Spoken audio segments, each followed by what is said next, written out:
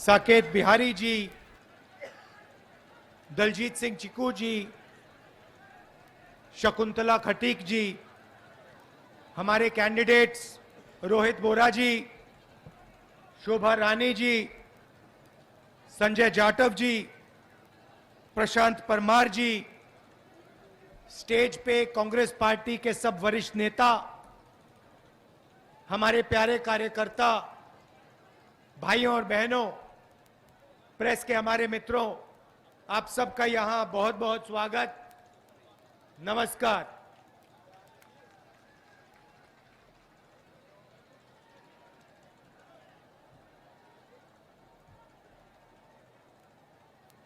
आपने देखा होगा हमारी मीटिंग के पहले कभी कभी बीजेपी के मीटिंग में भारत माता की जय की जाती है। देखा आपने? जैसे अगर मैं बोलूं भारत माता की, भारत माता की, भारत माता की, तो सब लोग भारत माता की जय करते हैं। मगर ये भारत माता जो है, ये है क्या? ये भारत की जनता है। जब हम भारत माता की जय करते हैं तो हम भारत माता की जनता की जय करते हैं। आपके माता पिता, उनके माता पिता, हम सब की जय करते हैं। सही बात? तो भारत माता में आज सबसे बड़ा सवाल है कि सोने की चिड़िया में किसकी कितनी भागीदारी है। सोने की चिड़िया धन पैदा करती है। सवाल यह है, आज इस देश में धन को कैसे बांटा जा रहा है, किसके हाथ जा रहा है? क्या सचमुच में हिंदुस्तान का धन भारत माता की जनता के हाथ में जा रहा है, या फिर भारत माता का धन चुने हुए लोगों के हाथ में जा रहा है? यह सबसे बड़ा सवाल है। अब हर भाषण में नरेंद्र मोदी कहते थे, भाइयों और बहनों, मैं ओबीसी वर्ग का हूं। आपने सुना? यस, नरेंद्र मोदी को कहते हुए सुना आपने कि मैं ओबीसी का हूं, ओबीसी का हूं, ओबीसी का हूं? सुना है? हां या ना? सुना है। ओबीसी की हिंदुस्तान में क्या आबादी है? कोई बता सकता है? कितने हैं हिंदुस्तान में ओबीसी? देखिए, कोई बता नहीं सकता, किसी को नहीं मालूम कि पिछड़ों की आज हिंदुस्तान में क्या आबादी है। किसी को नहीं मालूम। तो मैंने पार्लियामेंट में कहा कि हम भारत माता की जय करते हैं, मगर भारत माता में किसकी कितनी आबादी है यह किसी को नहीं मालूम। तो मैंने पार्लियामेंट हाउस में जाति जनगणना की मांग की। मैंने कहा कि अगर हमें सचमुच में को भागीदारी देनी है, दलितों को, आदिवासियों को, गरीब जनरल कास्ट के लोगों को भागीदारी देनी है, तो सबसे पहला कदम जाति जनगणना का है। जिस दिन मैंने यह भाषण किया पार्लियामेंट में, जिस दिन मैंने यह बात बोली, उस दिन के बाद नरेंद्र मोदी जी के भाषण बदल गए।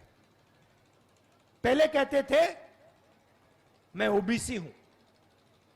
जब मैंने ओबीसी की आबादी का सवाल उठाया, उसके बाद से नरेंद्र मोदी कहते हैं भाइयों और बहनों, हिंदुस्तान में सिर्फ एक जात है, वो है गरीब। वोट लेने के लिए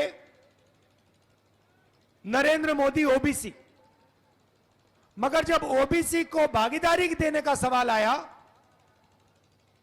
उनकी सच्ची शक्ति, उनकी आबादी का पता लगाने की बात आई, तो नरेंद्र मोदी कहते हैं देश में ओबीसी है ही नहीं, दलित है ही नहीं, आदिवासी है ही नहीं, जनरल है ही नहीं, सिर्फ एक जात है, वो है गरीब।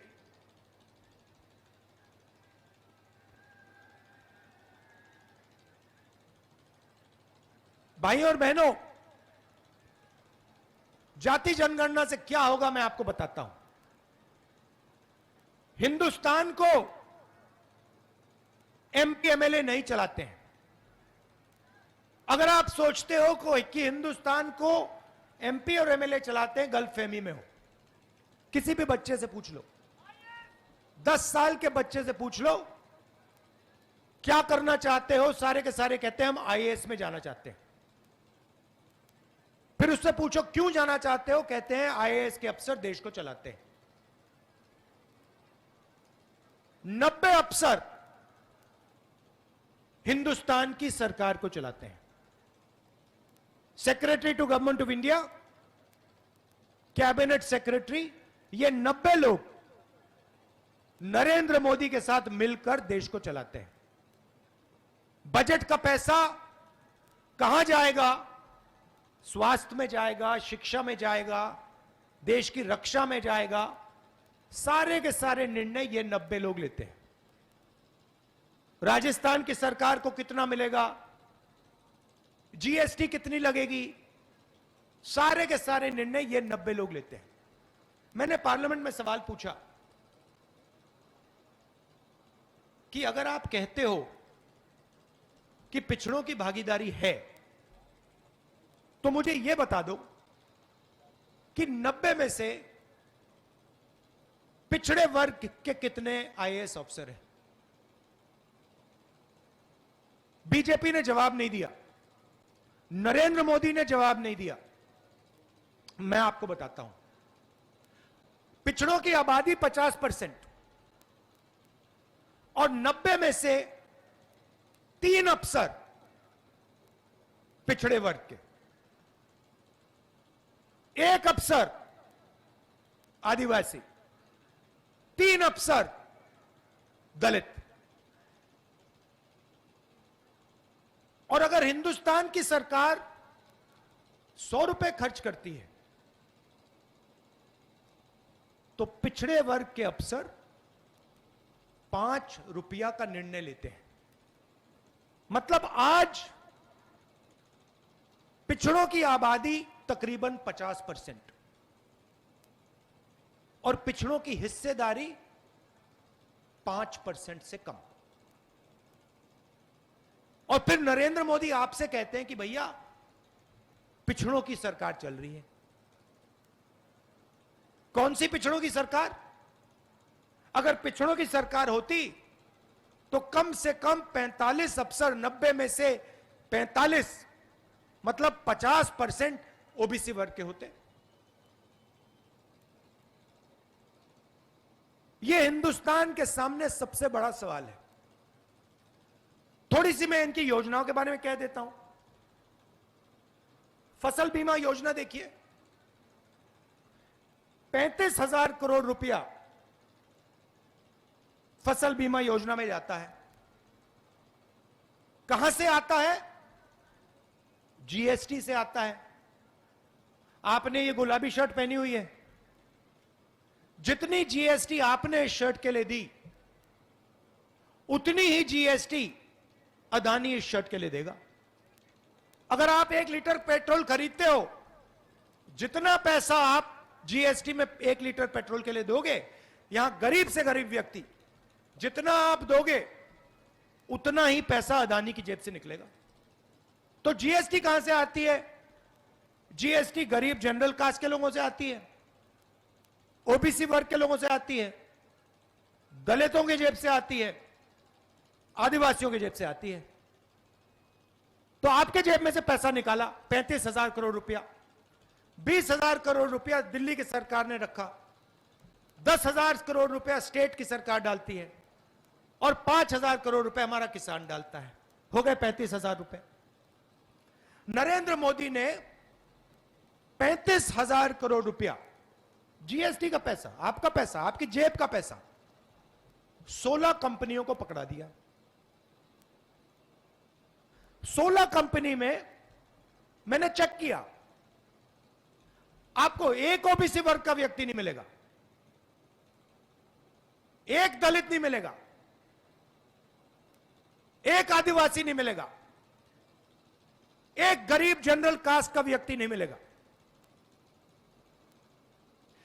जब किसान का खेत बर्बाद होता है, फसल बीमा योजना में किसान फोन लगाता है, किसको लगाता है? उन्हीं 16 कंपनियों को ईमेल डालता है। पैसा किसका? किसान का, इस भीड़ का, पिछड़ों का। कंपनी वाले उससे कहते हैं भैया आपके खेत में तो नुकसान नहीं हुआ, आपको हम बीमा का पैसा नहीं देंगे। तो हुआ क्या? आपके जेब से पैसा निकला, गरीबों के जेब से पैसा निकला, नरेंद्र मोदी ने उसको 16 कंपनी वालों को दे दिया। और जब आपको उस पैसे की जरूरत पड़ी, कंपनी वाले कहते हैं भैया आपको तो नहीं देंगे। दूसरी योजना अग्निवीर योजना। पहले क्या होता था? पहले सुबह युवा उठते थे, हर वर्ग के युवा उठते थे, दलित, आदिवासी, ओबीसी, पिछड़े लोग, गरीब जनरल कास्ट के लोग सुबह दौड़ते थे, वर्जिश करते थे, सेना में भर्ती होते थे। हिंदुस्तान की सरकार भारत माता को गारंटी करती थी, कहती थी अगर आपने टेस्ट पास कर लिया तो हम आपकी देखभाल करेंगे, अगर आप शहीद हुए आपके परिवार की रक्षा होगी, गांव में आपकी इज्जत बनेगी, और क्योंकि आपने हिंदुस्तान की रक्षा की, जिंदगी भर हम आपकी रक्षा करेंगे। यह पहले कहा जाता था। अब नरेंद्र मोदी जी ने क्या किया? अग्निवीर योजना। सबसे पहले युवाओं से कहते हैं देखो तुम्हें हम 4 साल के लिए लेंगे, अगर तुम शहीद हो गए तो हमारी गलती नहीं, तुम जानो, तुम्हारा काम जाने। जितना पैसा पहले सेना की रक्षा करने में जाता था, जवान की रक्षा करने में जाता था, अफसरों की रक्षा करने में जाता था, उतना ही पैसा नरेंद्र मोदी जी ने अदानी को दे दिया। तो अग्निवीर क्यों हुआ? क्योंकि नरेंद्र मोदी जी ने आपका जीएसटी का पैसा आपके जेब से निकालकर सीधा अदानी जी के जेब में डाल दिया। और लाखों युवा जो 4 बजे सुबह उठते हैं, देश की रक्षा करना चाहते हैं, उनका सपना खत्म कर दिया, उनका दिल तोड़ दिया। देखिए भाइयों और बहनों, जेब कतरे सबसे पहले क्या करते हैं? सबसे पहले 3 लोग आते हैं, अकेला नहीं आता। सबसे पहले क्या होता है? एक बंदा सामने आता है, आपके ध्यान को इधर उधर करता है ना, उल्टी सीधी बात बोल देगा। पीछे से एक और बंदा आता है, वो जेब काट देता है, सही। और तीसरा बंदा देखता है कि अगर जिसका जेब कटा, अगर इसने कोई आवाज की तो उस पर आक्रमण कर दें, उसको डरा दें। ऐसे जेब काटे जाती है। ध्यान इधर उधर करने वाला नरेंद्र मोदी, जेब काटने वाला अदानी, और बाद में लाठी मारने वाला अमित शाह। सीधी सी बात है, आप पैसा भर रहे हो, यहां मुझे बता दो जीएसटी से किसको फायदा हुआ? यहां कोई है जो कह सकता है हां भैया मुझे जीएसटी से बहुत फायदा हुआ? हो ही नहीं सकता, क्योंकि जितना पैसा आप डाल रहे हो उतना अदानी डाल रहा है। आप सोच रहे हो कि मैंने पेट्रोल अपने टंकी में भरा, हो क्या रहा है? आप आधा पैसा टंकी में भर रहे हो, पेट्रोल टंकी में आधे पैसे का पेट्रोल भर रहे हो, और सीधा उधर से पाइप से जा रहा है पीछे से अदानी की जेब में। आप बिजली का स्विच ऑन करते हो, आप सोचते हो हां भैया मैंने बिजली का स्विच ऑन किया, पंखा चलता है, और उधर से थोड़ा सा पैसा सीधा अदानी जी की जेब में जाता है। अब कांग्रेस पार्टी की स्कीम देखिए,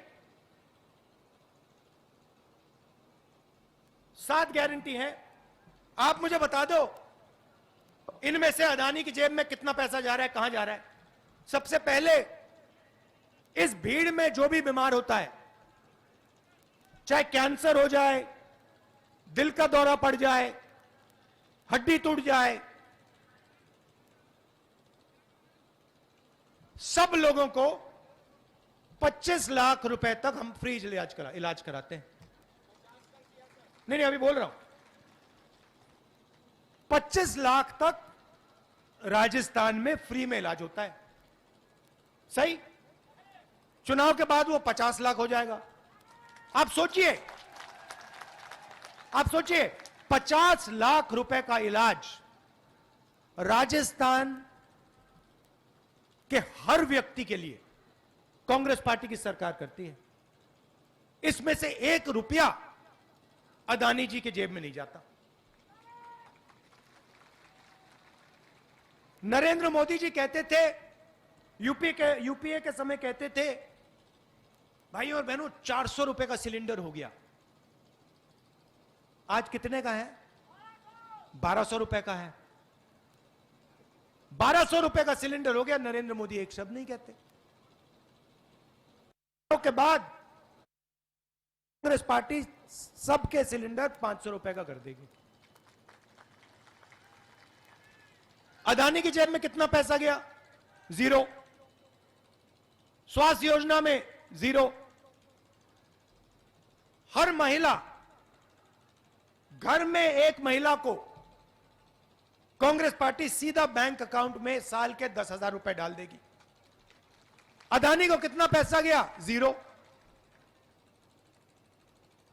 बीजेपी ने, नरेंद्र मोदी ने कहा था कि कनाल, यहां की जो कनाल है उसको मैं नेशनल प्रोजेक्ट बनाऊंगा। चुनाव में कहा था, बन गया नेशनल प्रोजेक्ट। पैसा किसने दिया? कांग्रेस पार्टी ने दिया। तो आप देखिए, जो भी हम करते हैं हम गरीब जनता के लिए करते हैं। चाहे में स्वास्थ्य योजना हो, मनरेगा हो, भोजन का अधिकार हो, यहां की कनाल हो, सारा का सारा काम हम गरीब जनता के लिए करते हैं। और वो पूरा का पूरा काम 2-3 बड़े उद्योगपतियों के लिए करते रहते हैं। आपको निर्णय लेना है, आप अदानी की सरकार चाहते हो, बीजेपी की सरकार चाहते हो, या आम जनता की, किसानों की, मजदूरों की, छोटे दुकानदारों की, राजस्थान के युवाओं की सरकार चाहते हो।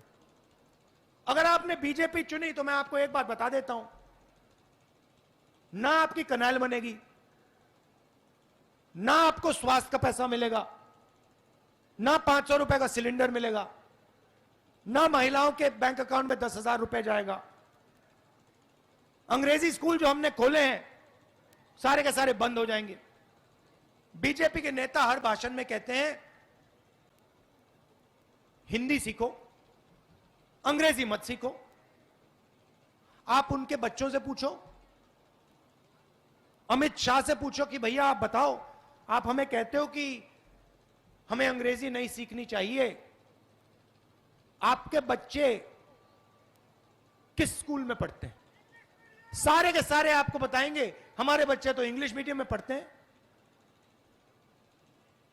आपके बच्चे सिर्फ हिंदी पढ़े, उनके बच्चे अंग्रेजी पढ़े। क्यों?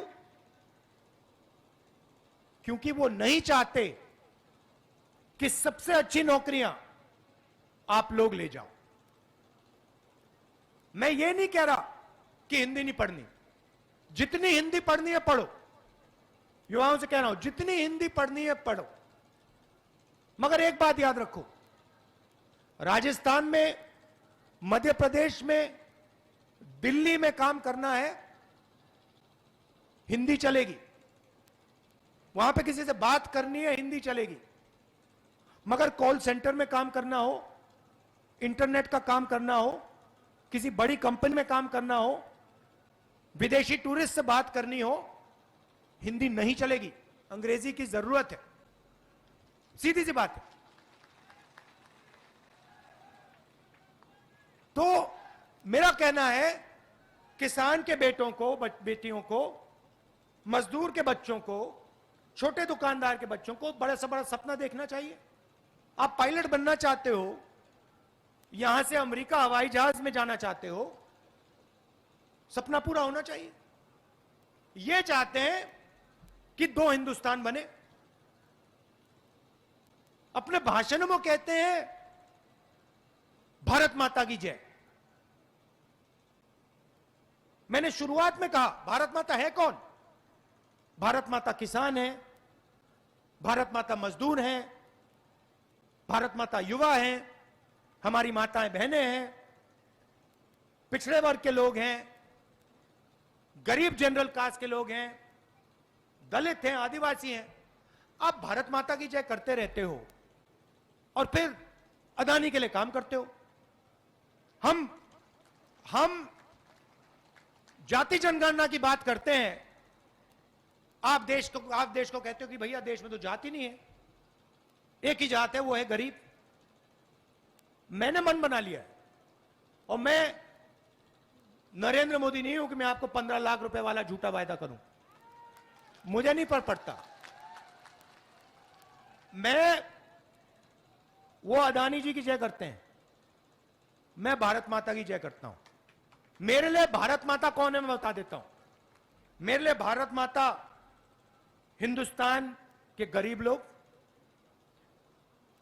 हिंदुस्तान के पिछड़े वर्ग के लोग, दलित, आदिवासी, युवा, छोटे दुकानदार, मेरे लिए ये भारत माता है।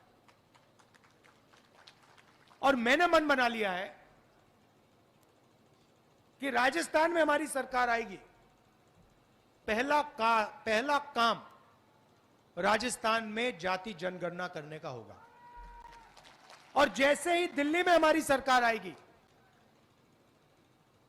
बीजेपी को अच्छा लगे ना लगे, जैसे ही हमारी सरकार आएगी, अब लिख लो, जैसे ही सरकार आएगी, देश में कांग्रेस पार्टी जाति जनगणना पूरे देश में करवा देगी। और जितनी भागीदारी पिछड़ों की होनी चाहिए, दलितों की होनी चाहिए, आदिवासियों की होनी चाहिए, गरीब जनरल कास्ट के लोगों की होनी चाहिए, जाति जनगणना के बाद हम उस पर एक्शन ले पाएंगे। उससे पहले किसी को मालूम ही नहीं। मैंने यहां आपसे सवाल पूछा, देश में पिछड़े लोग कितने, आप जवाब नहीं दे पा रहे हो। आप अपनी शक्ति नहीं समझते। पिछड़े लोग 50% हैं। मैं आपसे पूछ रहा हूं कि भैया देश में आपकी शक्ति कितनी, आप बता ही नहीं पा रहे, चुप बैठे हो आप। तो पहला कदम आपको अपनी शक्ति के बारे में मालूम होना पड़ेगा। आपको पता होना पड़ेगा कि भैया मैं पिछड़े वर्ग का हूं। देश में 50% आबादी मेरी है। इसका मतलब कम से कम देश में 50% भागीदारी मेरी होनी चाहिए। देश के सबसे बड़े उद्योगपतियों की लिस्ट निकालो, 100-200 सबसे बड़े उद्योगपतियों की लिस्ट निकालो। उसमें से मुझे एक पिछड़े वर्ग का, एक दलित, एक आदिवासी दिखा दो, भाषण बंद कर दूंगा। एक नहीं है उसमें। सबसे बड़ी कंपनी, अदानी की कंपनी